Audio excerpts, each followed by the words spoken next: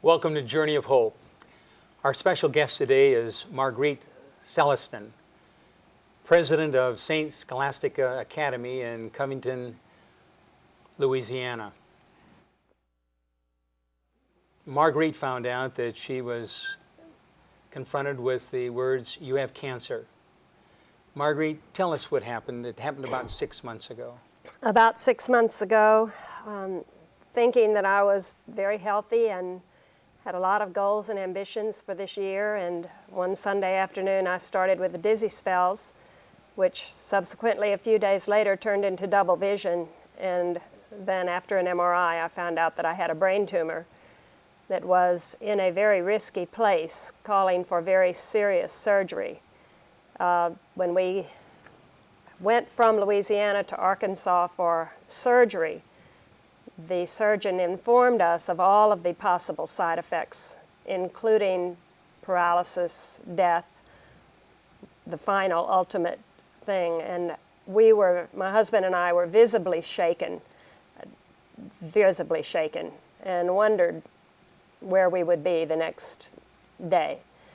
And it was a very sobering experience, and we had time with tremendous support from our friends and family to pray together, to put our faith where it has been all our lives, and realize that in living your life for Christ, you come to an understanding that you are not in charge of your life, but God will lead you to do things and to respond to His will in ways that you may not ever imagine. So with the love and support and prayers of many people, we took this journey. We were ready to go for the surgery, and whatever happened, we knew that it would be for the best, and that whatever it was, whether it meant that we had a life of disability or no life at all, or a life that has happened, that I have been able to come out of this very whole and able to move forward now with a call, I feel, and a mandate to continue serving the Lord in a new, different direction. Well, St. Paul, as you know, says, all things work together for the good of those that love the Lord. You've been involved in a teaching ministry in the Catholic school system for 42 years. Right. And the last 3 as president of this St. Scholastica. Before we talk a little bit more about your disease and the journey that you've been on, why don't you tell us a little bit about the school? I have this picture here of the school, and this is hot off the press, I understand, and it's got some pillars on it. And we do have some slides that'll tell us about the groundbreaking, and I understand that during your tenure they've had a couple of building programs. You've had some first state-of-the-art classrooms, and you have a desire and the plans and prayers moving forward to building and developing a chapel. But why don't we take a look at some of the slides now, and you can tell us a little bit about what's been going on at your school. Sure. First of all, the opportunity that we had, the cover of the magazine, stems from this particular picture right here, where we wanted to create a new entrance, a new front entrance for our school. This is the groundbreaking that would bring together, this front entrance would bring together a symbolic representation of the underpinnings of our school. We were founded as a school by the Benedictine sisters, and the virtues of prayer, work, study, and community are Those are the 4 pillars? Those are the 4 pillars, and we have, each pillar represents a different, right there. So the students can see this visually, daily, that they can understand that these are the 4 areas that are so much a part of their lives, and if that they live this prayer, to develop a relationship with God and to depend on God in prayer, work and study, that they are studying to obtain wisdom of God, and community, that they are going out into the community, that is not just for themselves, but God calls us to reach out to others and love one another as He has loved them. And so service is a huge part of our program. So some of these other slides that we were going to take a look at, tell us a little bit about some of the activities going on. Well, quite a juxtaposition, this one to the other one, but this one we were beginning to build our athletic complex. As our school is very, very strong academically, it is an exemplary blue ribbon School of Excellence program. We also have a strong athletic program, and this was just an opportunity. We have created a very fine athletic facility that continues to evolve. And this is an all-girls school? It is an all-girls school, 750 young women in grades 8 through 12. All right. What do we have here? This picture and several of the ensuing pictures are our recognition ceremonies. We do a lot to recognize the talents of our students, but to also speak with them about the fact that their talents are God-given talents, and that everyone has talents in different directions, and that if we use those talents, we can definitely give glory to God in our lives. This particular picture is, I think, from a ring day celebration when the seniors were getting their rings, and obviously it's a culminating point in their lives. The joy, it's a family celebration. Family is very, very important to our school. All right, and we have... This is a very unique picture, this and the following one. This gentleman is a person who has given very, very much to our school and to the community. His name is Ronnie Cole. He is actually a famous pianist who has played the world over, and his granddaughter is in our school. And so he decided he wanted to give back to our school by doing a benefit performance that has now been held 3 years in a row, benefit for our music and drama department. So the funds that comes in for that goes to help strengthen your overall right back program. into the That's music great. and drama department. Nothing like giving back, all right? Nothing like giving back. This particular slide shows the longevity of our school. We were founded in 1903 by the Benedictine sisters, and in 2003 we celebrated our centennial. And this shows the joy, the exhilaration of everyone, the feeling of accomplishment, also the feeling of legacy. In the 100 years, you know, you've got a lot of alumni over the years then. We certainly do. Okay. Here again is the idea of family. This is a mother-daughter event.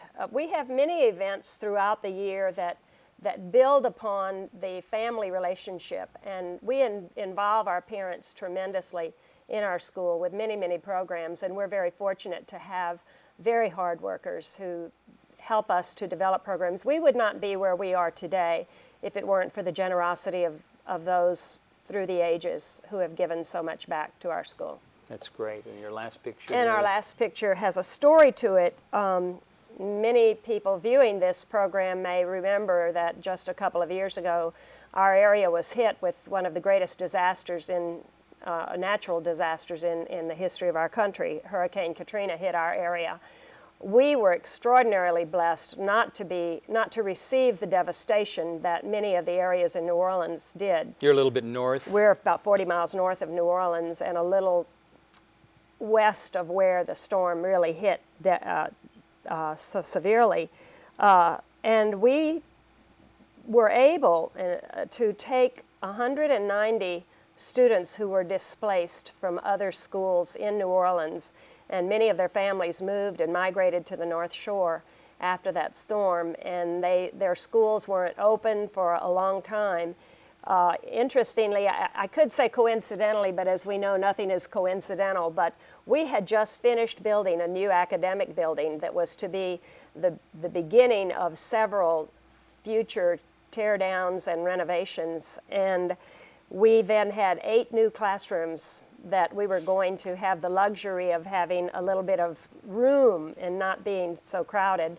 And the storm came and 190 students needed a place to go, and we were able to take them in, many for only a few months, but it was a wonderful opportunity. And this is the president, the gentleman on the right is a president of one of the schools in New Orleans, and he came up to visit and to celebrate at the ring ceremony with some of his students. So you had the empty building just at the right time, the right place, and were able to open it up. That's right. Well, you've got 750 students there, you've got your faculty, and I'm sure they've been going through this journey with you. 6 months ago you were diagnosed, and you went through this very risky but successful surgery there in Arkansas, and then you learned that you're probably going to have some type of radiation, and you heard about Loma Linda. So tell us about your journey to Loma Linda, what's been happening. You've completed your treatments now, and just tell us a little bit about that journey. Okay. I was very fortunate that my neurosurgeon immediately recommended proton therapy. Being a chordoma tumor, he recognized that it's a skull-based tumor. It's a skull-based tumor, but at 95% that it would regrow without radiation. And he had the wisdom and the forethought to recommend, and through his experience, to recommend the proton. And there were a couple of places I had to make some choices as to where I was going to go. I decided on Loma Linda mostly because of southern sunny California and enjoy that experience. But it has been a true blessing in my life from the beginning of coming here and feeling the warmth and the caring, the professionalism of all of the individuals here.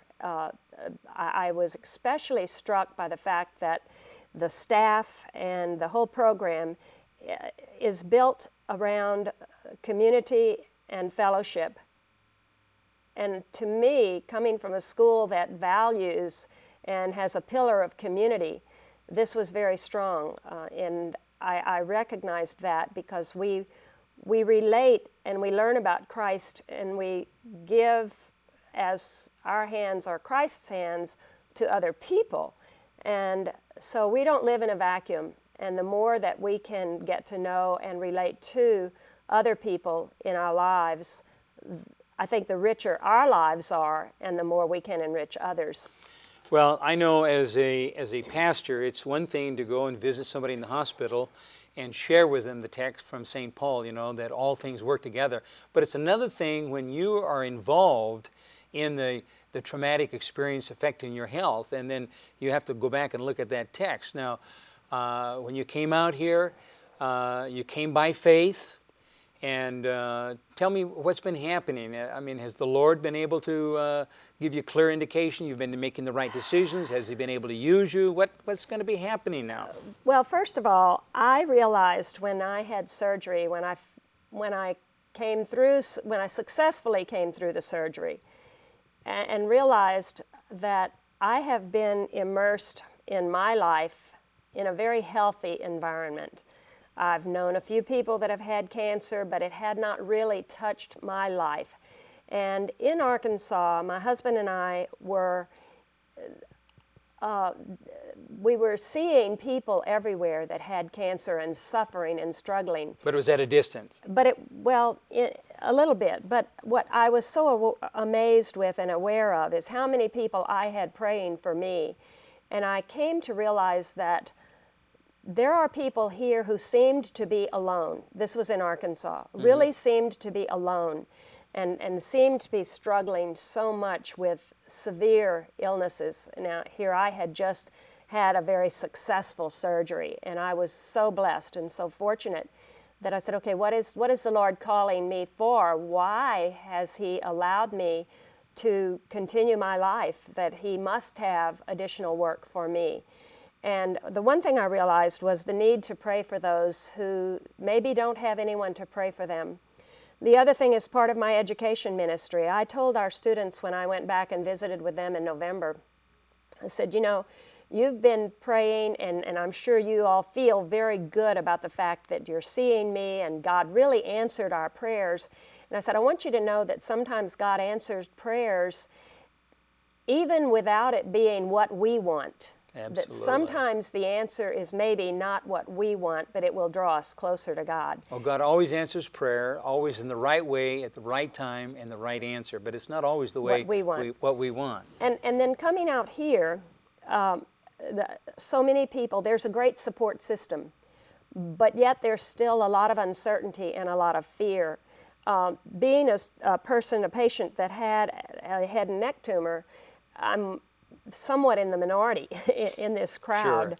But yet there's been blessings in that because I've been able to get to know so many people and help them in many ways. But even people who come in and they're very afraid, I've been a part of a support group here at the hospital. And even this morning I was sitting there and someone called me over to meet another patient who had just come in, and he just found out that he had this tumor that was partially operable, partially not, and he was going to have to go through the radiation. And we talked for some time. He was frightened? He was very frightened. We talked for some time, and I even showed him the boluses that had been used, because I've finished my treatment today and was able to share that joy and that gratitude to God. But it was a great experience, and a couple of other people too. So I feel like the Lord has definitely used me during this time to make people feel His grace, to make people feel the peace that can come to them through prayer and through fellowship with one another. And it's just beginning. Now, you told me, I think you've had people praying for you from Louisiana all the way to Rome. All the way to, I've got a lot of friends, and I have known a lot of people over the years, and word spreads. You know, with the internet, word really spreads, and so I have been very blessed to have a large cadre of people who are supporting me through prayer daily. How is this going to make a difference in what you do from this point on? Well, that's a real search. That is a real search, but my life has been a journey, and I've always been open to what is the next step? Where is the Lord leading me? How can I make things better? And I think I've got to be open to this. I don't know yet where the call is going to come from, but I do feel definitely that I want to be an ambassador for this program. I've already put out the word to my friends that if ever they are in need, that I will be more than happy to walk them through a journey that they have. And people have responded, you know. Already people are responding. Already got an email last night from somebody who said, my father was just diagnosed with cancer. I hate to lay this burden on you at this time, but what can I do? I said, look, this is no better time to lay, it's not a burden. And so I feel called for that. I don't know yet what kind of support, but it doesn't have to be support of cancer only. It's support of whatever people in need, whatever struggles, whatever troubles people are going through. Is a matter of being there for them, and being that presence for them. I have been so struck by the paintings in the hospital, the series of paintings where Jesus is standing behind the physician. Jesus is standing behind the set of parents. Jesus is in our midst. Correct. And we cannot lose sight of that. And I feel that I've been called to do that in my life and build relationships with others through that power of prayer. Well, you know, one of our philosophy is, when people come as a patient, is to make man whole, mentally, physically, spiritually, emotionally. And you've partaken of that and experienced that firsthand. I'm sure this is going to make a big difference on not only the girls that are in your school, but your faculty. Mm-hmm. I mean, are you interacting with them, and yes. Are you getting any feedback from them? Yes, and that is a different group of people, to help them to see how they need to minister. That if we can look at our job, our career, as a ministry and not just a job, that every day we have an opportunity to stand in front of our students and to see Christ in those students, but also for them to see us. You know, it's kind of the philosophy, what would Jesus do? Mm-hmm. But I do want to say how much impressed I have been that the hospital carries out that mission to make man whole. It is evident, and that philosophy is evident in everything that I have seen, and that has been an example to me to go back and make sure that our school reflects our mission. Tell me about the 4 pillars again in your school, and it's the foundation. It is the foundation. Prayer, nothing is stronger than the power of prayer. And through prayer we can pray as if everything depends upon God. But we know that we also have to work as if things depend upon us. And so those 2 components, and to work, that our work again is a ministry, and that everything we do to the best we can, because that's the best for the glory of God. And to study, to gain wisdom, to learn more and more about ourselves, to learn more and more about our careers, so that we can do well at that. We, as a school, want to be one of the best schools in the South and everywhere. And we continually sounds like you're well on your way. Work on that. You've had some awards there at the school already.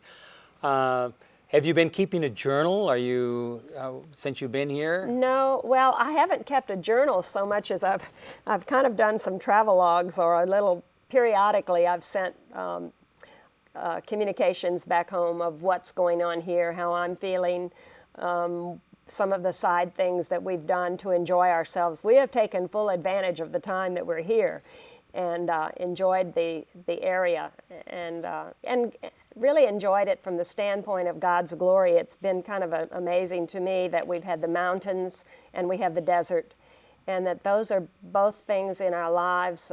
We go to the mountains to give praise and to see the beauty of God, and the desert sometimes is that isolation and that loneliness and that fear of when you are faced with a decision, or when you are faced with a condition that you wonder where it's going to lead you. So I feel that during this time of 40, I have had 40 treatments. 40 days, 40 treatments. It was also during Lent, and there are 40 days, and that is not insignificant.